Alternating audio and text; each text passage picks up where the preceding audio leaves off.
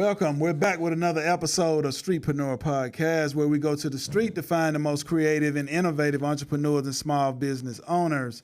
And today we have a very special guest. He's in the coffee business. He's a coffee business owner, and he is the CEO of Black Coffee Company. Welcome, Jamin, to the show. Thank you, Melvin. My name is Jamin Butler. Very proud to be here. All right, man. How did you get your start in the coffee business? Honestly, coffee found us. We started as an investment group, and truthfully, our story goes back 20, 30 years. Me and my brothers, we met in high school. Some of us went to college together where we met the rest of our crew, and we stayed together, traveled the world, had babies, got married, even more graduations. And in 2015, we formed an investment group inspired by the Motown story. Barry Gordy and his family started a savings and loan program, which allowed them to launch Motown Records, and that inspired us. Okay, good, man. And is this your first entrepreneur venture, or I know you started the investment club, and you guys kind of... Yeah, so I worked as a consultant early on in my career after finishing grad school, and that was my first start as an entrepreneur. Okay. And what was your startup cost for getting the coffee company off the ground? Oh, year one, it was very low. We just purchased some inventory. We purchased beans from a roaster. We launched our website. We got our trademark. We registered with the state. So, I'd say maybe a couple $1,000s year one. Okay. What is hard securing the location? So that's different. So in 2018 is when we launched the business online. And that's when we came our website, theblackcoffeecompany.com. From there, we did pop-ups around the country. But it wasn't until 2020 when the pandemic hit that we pivoted towards opening our brick and mortar here in Atlanta. Okay. Was that hard finding a location or? Actually, it was a blessing. During the pandemic, we were considering opening that brick and mortar, but Killer Mike actually reached out to our team. He saw we did a pop-up at the swag shop. Right. He loved the grind. He loved our brand and loved our commitment to community. And he recommended us to the Ali family where they had the building in Lakewood, Ali at Lakewood. Oh, okay. How much was your equipment? Just tell us about some of the equipment that you have. Year one. And is that your biggest expense when you had to buy roasters? You had to buy. I'd say yes. First, the biggest piece of equipment was our espresso machine. We actually opened a coffee shop without the espresso machine. We went right ahead serving coffee via pour over and other methods and brewed tea. But the espresso machine cost us upwards of $20,000 because you got to get the machine itself and you got to get the grinder, the espresso grinder to go with it. In addition, we had to get a big brewer for a larger batch of coffee, a grinder for that. That's, I'd say, up around $30,000 for that type of equipment. And in addition, you have to get a refrigerator, you got to get an ice machine, you got to get all this other ancillary equipment. So, I'd say all in, just under $50,000 on equipment. Okay. Hiring employees, what do you look for in employees that you hire? So we tell everybody you can come to us with no skills ever working in coffee. Only, as long as you have a focus for community, as long as you understand that we're building here in this Black community and that we want to see folks rise, we can meet you where you are and help you develop your skill set, whether it's becoming a barista, or stepping up your customer service skills, or if you want a burgeon, a blossoming entrepreneur. Yeah. What systems do you use, SOPs, as far as keeping track of sales of your coffee? Good question. So a lot of that goes on our POS. So we have multiple, and we use through our point of sale, and we're able to track all the analytics online. Okay. As far as community involvement, we know you always on social media. Every year you all do an annual event for the community. How important is the community being involved in your company, and what do they contribute to your coffee? So we contribute to the community in a myriad of ways. I'll shout out the Future Successors. That's a young group of mentors that are blossoming in their entrepreneur and professional skills, led by Nikki Watson. We hosted that group multiple times at our coffee shop. We've taught them different entrepreneurial and coffee skills. In addition, we give back money to our beloved alma mater, Xavier University in New Orleans. We give back money every year for the annual scholarship campaign and for the needs campaigns as well. In addition, we work with numerous nonprofit organizations across the city of Atlanta. What role does the community play in our business? It's the motivation for everything that we do. Okay. We come from low-income communities across this country, and we've seen that just lifting yourself up by your bootstraps is not enough. You need to do that with people, and you need to do that with progressive-minded folks. I want to see you rise. So creating a space is our number one goal, that where people can come together, build together, and lift each other up. Okay. Let's get into products that you're currently selling now at the coffee shop. And tell us, what are your number one coffee sellers, and do you sell food items, or is it just strictly coffee, espressos, and things of that nature? Yeah, we do sell food items. Our number one seller, though, has to be an espresso latte. It's called the Light Skin Keisha. It's a vanilla lavender latte with a honey drizzle that folks love. It's in our, What's the name of it again? It's called the Light Skin Keisha, in honor of a rapper here based in Atlanta. Okay. In addition, I'd say the next popular drink will be the Love Below. That's our take on a caramel macchiato. Our most famous bite or dish would be the avocado toast. That's made with either salmon lox, egg on top, or you can have it with just the arugula balsamic glaze garnish. Followed by our coffee beans. You'd be surprised how many folks come in just to buy a bag of beans because they want to brew our delicious coffee at home. Right. And then followed by that, we rent our space out for a lot of different events, private events, whether it's an event like we have tonight. We have a spoken word event at the coffee shop, or you're having a private party or wedding. We have venues for that. Okay. And let's touch on suppliers. Who are some of your coffee? Where do you get the coffee beans from? Or how do you export, import, or who are some of your suppliers? So we work with roasters around the country. Specifically, we target those that are mostly importing from countries that have fit our different palates. Right now we bring in, we have an origin from Ethiopia. We have a direct origin from Kenya. We have an origin from Peru, from Guatemala, and Brazil. And in addition, we have an espresso blend that folks really love. And we make sure that all of the farmers that we work with are practicing ethical labor practices, and that they're growing their crops sustainable for the environment.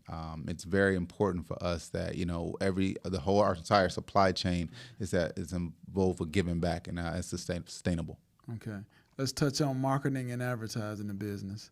What's been most successful for you? Has it been social media, Instagram, or do you run paid ads on social media? What's been working and getting the customers coming in? I'd say so. Number one, above far and beyond, is word of mouth.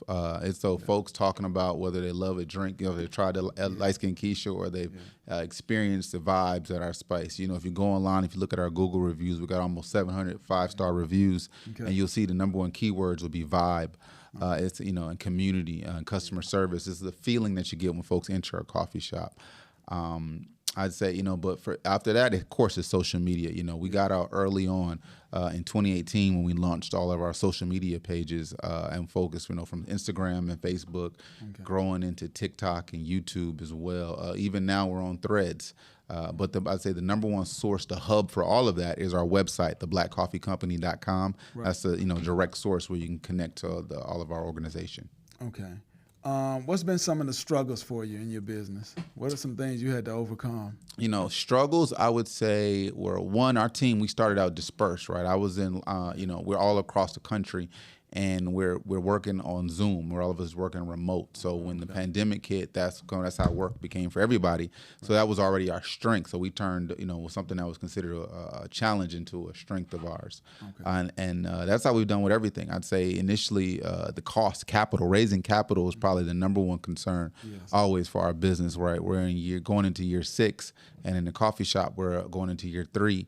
And it's always a need for capital, whether we're building out, adding more equipment, whether we're adding to our team, getting better training. And right now we're looking to grow. We've actually launched round 6 of our crowdfunding campaign, where we're looking to raise $100,000 to help us buy newer equipment and grow our expansion of our coffee shop into other areas and communities. Let's touch on the money. For its revenue, on a monthly revenue, what has been your highest grossing so far with the company? The biggest month, and it happened to coincide because it was Black Coffee Fest. I'd say we brought in about $40,000, and that was, on the strength of our festival, bringing in a large audience that month. Right. On average, we're looking between $20,000 to $30,000, and it fluctuates. I'd say the summers are low on the lower end, and now we're here in the winter. and the fall and the winter is when we see the boost. Kids are back in school. I mean, parents are coming by. Folks are working a lot more in the office. So vacations are going down. We see like a whole lot of events are going on. Okay, what is your best season? I'd say the best season would be about right about now, going into Christmas. Fall, winter. Yeah, right after we get into in between Thanksgiving and Christmas, you see a little dip going into New Year's. Okay. But then we picked right back up for February, Black History Month. Yeah. Let's talk about scaling the business. What are some of the new projects that you all are looking to do in 2024? Is it new coffee services, new products, new location, or franchising? Tell us about what some of your... I say all of the above. Honestly, all of the above. The number one question we get is when we're going to open a new location, right? Because right now we have one coffee shop, one location, 1800 Jonesboro Road. Okay. But the thing is, we wanted to make sure that we perfected this model. I know you can't always be perfect, but we can give your best effort and make sure that it's scalable, make sure that we're creating the processes, getting our SOPs together. And number two, make our team. We have a strong team now. We've gone through multiple iterations of folks, but finding the right fit for our company and for our vision and where we're trying to take, where I think we're in a great space now. So now that we have the SOPs and the processes, and now that we have the people, we're able to let's look into new areas and communities where there's a need for what we offer, and it's reasonable for us to start up, because those startup costs are high. Yeah. And I can tell you that's the biggest challenge. That's why we're raising funds right now. But in addition, we're looking for other streams. So we're getting into government, federal, local contracting. Okay. We're participating in some business accelerator programs currently. One with United States Black Chambers, and it's helping us with the National Supplier Minority Development Council. So actually, we get our certifications, and that we get access to these different bids and government contracts. Correct. And lastly, going mobile.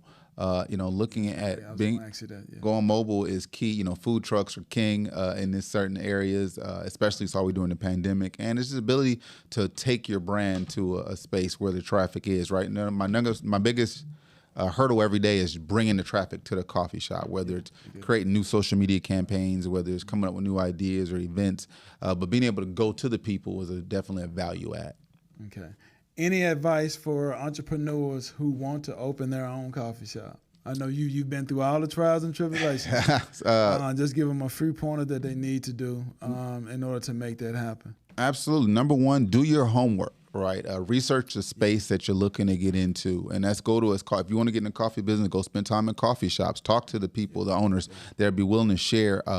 I would say if 1,000 more Black-owned coffee businesses and shops launch today or tomorrow, that's a great thing for our industry. That gives us more buying power and a bigger seat at the table, better negotiate, and we can share skills and resources within the community and industry as it grows. I would say one thing we shouldn't do is use the same name, because that confuses our customers in the market. So do your homework, come up with something that's unique to you and where your skill set is. And lastly, build with a team. Whatever we're going to do in life in this world, there is no such thing as a solopreneur. Everybody works with somebody, whether it's, you're hiring people or you're partnering with somebody, whether it's you're in-house or you're looking across to figure out, hey, how else can we help benefit each other? Yeah, that's true. I want to thank you for coming out to the show. Let them know how to get in contact with you. Number one source for finding out everything with us is theblackcoffeecompany.com. That's our website. That's theblackcoffeecompany.com. You can find out about all the events we host, all of our awesome products, our coffees, our merchandise.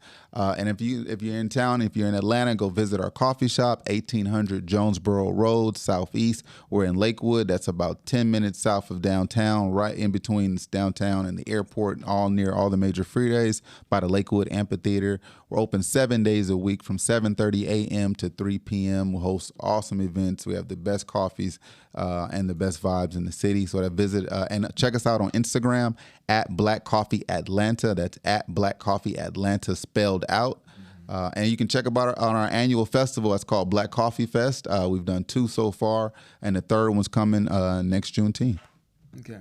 Thank you, man. We thank you for coming out and definitely telling our listeners and all of our followers about the Black Coffee Company. I hope this is an inspiration to someone that wants to start a company, and definitely people coming to the coffee shop themselves to purchase your coffee. And we want to thank you for taking time out of your busy schedule. And I want my listeners and my followers to know, I hope you found this episode very informative. And please hit that like, share, subscribe button and be ready for the next episode. Thank you very much.